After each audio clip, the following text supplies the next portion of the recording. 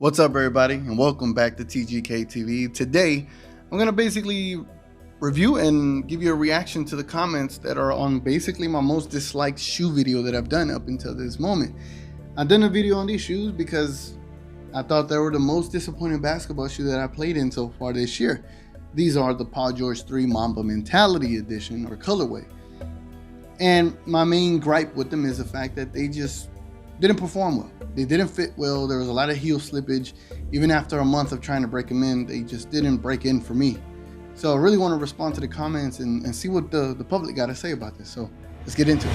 All right, guys. So the first comment that I found on here, which I agree in certain aspects, Angelo MHD says, the materials are for fashion-wise materials, not exactly for ball playing. But once you break it down, damn, this is a good ball shoe. Now, I agree in certain instances. This is a very aesthetically pleasing basketball shoe. However, I don't have an issue with the aesthetics. I love the aesthetics, how it looks. It's just how everything inside of it and how it fits and how it rocks. It's very tight and narrow up top and very loose and flimsy towards the back. So there's an issue there when it comes to like trying to play basketball shoe in a shoe that you feel comfortable in, and this shoe just doesn't provide that for me. Love it how it looks. Damn, it's a great looking shoe. I love you.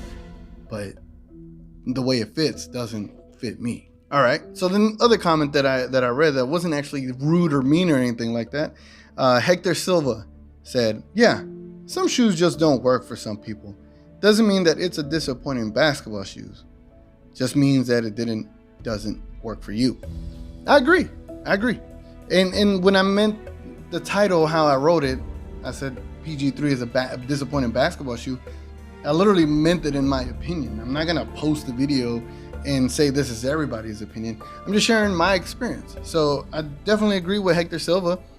Definitely didn't work for me, and therefore it's a disappointing basketball shoe for me. Now, Soupy Style commented, bruh, I feel you. My feet were dead beat after playing in this colorway. I'm starting to question if it's this colorway and the materials, because everyone else is stepping on marshmallow heaven when they play in these. I am trying to sell my Mamba Mentality PG3 for some KD12s. Now, if you did say your Mamba Mentality 3s for some KD12s, know that the traction on the Warriors colorway is going to be ass, so don't get the Warriors colorway. However, I agree with everything he said. These shoes, you know, I watch a lot of shoe reviewers. I'm not saying I am a shoe reviewer myself. I'm just saying I watch a lot of them. And we, Jeremy, we got Nightwing, we got the Soul Brothers, we got Former Simpson, we got, God, what's that one? Sneaker Gears. There's so many guys out there, and I wish I could have named every single body. Germon, you got everybody, right? A lot of them, I think every single one of them had a great review of this shoe. I don't think Former Simpson reviewed this shoe, but everybody had a great review of this kick. I'm not saying everybody reviewed the Mamba Mentality shoe, but they did review a Paul George 3. So I was going off of the assumption of the Paul George 3 was going to be an all-around, you know, consistent shoe. And if there is an inconsistency, I'm not going to spend another, you know, bit of cash to get a different Paul George 3 to you know, rule that out. Now, I might go to the outlets in a couple of days and go see if there's a deal for a PG3, or I might look online and we're going to see.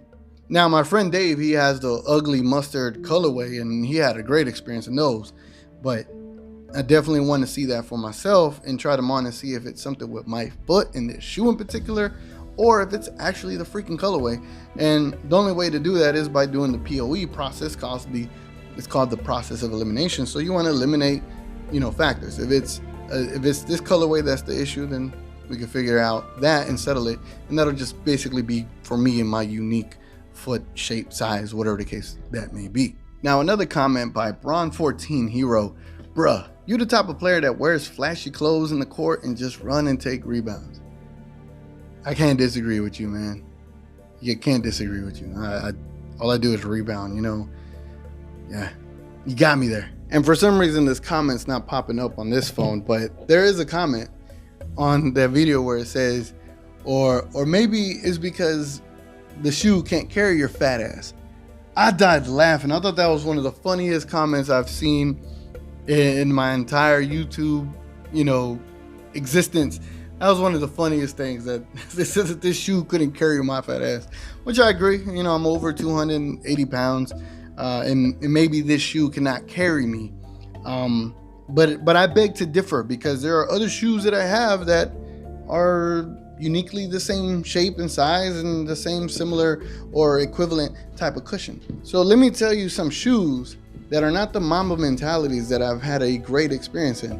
So let's get that started. For starters, the Harden Volume 3's have been nothing short of amazing. Love these kicks to death. Same thing. I mean, they got all around cushion, but that doesn't change the fact that my shoe fit perfectly into this kick, or my foot fit perfectly into this kick. It's all about the fit. When it comes to basketball shoes, regardless of how it looks and the cushion and the aesthetics, is literally the fit and the traction that does it for you. If the traction is ass and the fit is all right, then you might be able to figure something out by wiping your shoe often and a lot of times. Or if you have a fit and traction, then it's gonna be one of the best shoes you played in, regardless of the material. Material just adds to the experience, right? If you have a great material on top of great traction and great fit, then you're just gonna be like, this is one of the greatest shoes ever. Now, if you have great traction and a bad fit, that's damn near a killer. Traction, to me, traction is second to killing you. But the fit, if there's not a one-to-one fit where it's great, it's locking you down, you're in trouble. It's dangerous to play in something like that. Dumb stuff can happen in this type of scenario when you're playing in a shoe that does not fit your foot well. It has to fit your foot well, not perfectly, but at least well. Not all that heel slippage that I was getting in the Mamba mentality. That's one example of a kick that can support my weight and it performs great on the basketball court. Let's talk about another Nike kick. That was an Adidas kick that played amazing. Let's talk about another Nike kick, the Kyrie 5s. These are the Kyrie Taco 5s. Initially, when I got these, the traction was ass. But you know what wasn't ass? Was the fit. The fit was amazing. Yes, it took a little bit of time to break in because it hurt, but it wasn't to the level of hurt that it took me to break in the Paul George 3's, which I still couldn't. And I played in these. I played in both of them. In these, the traction came around. In the Paul George 3's, the traction was there. So again, it lets you know, to me, it's not necessarily about the traction, it's about the fit. I could work around the traction. You can figure it out, but somehow these just broke in. So these are an amazing pair of kicks. They fit, they lock you in, and the traction is hit or miss, but it'll come around. I had another great experience in this, and it doesn't have as much cushion as the Hardens, and it has just as much cushion as the Paul George 3, but they carried my ass. Now, two other kicks that I want to basically give an honorable mention that I love to this day are the Paul George 2.5 PlayStations, a Paul George shoe, oddly that you see that, and a Dame Volume 2 Adidas kick. This kick, same situation. Did I get great lockdown? Yes. Was the traction great? No. But did I enjoy playing in this basketball shoe? Hell yes. Do I still play in this basketball shoe? Hell yes. Where do I play? Outdoors, because traction works fabulously outdoors, not indoors. This kick, do I play in this basketball shoe? No. Can I? Have I? I have. Is the traction great? Yes. Is the lockdown great? Yes. Does it hurt? Does it fit? It doesn't hurt after you break it in, but does it fit? Yes.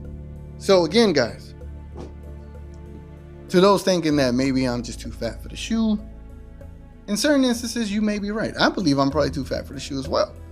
Doesn't mean that I enjoyed every single LeBron that I played in. Didn't enjoy the 13s, and I'm not enjoying the 16s. Weird, right? But I enjoyed the LeBron 11s. I enjoyed the LeBron Soldier 12s. I enjoyed the LeBron, what is it? What's the LeBron's? The 9s, the 9 Elites. I enjoy the crazy explosive basketball kicks. Hell, I even enjoyed the Kobe 5 Miles Davis kick. Just saying, guys. Sometimes kicks don't fit you, and sometimes kicks aren't for you. And certain kicks just don't fit your unique foot size. Anyway, guys, it's been your boy TGK. Let me hear what you think in the comments below. And whenever I get a new pair of kicks, I will try to give you my honest and raw opinion on the basketball shoe. But until then, guys, I'm gonna catch y'all on the next one.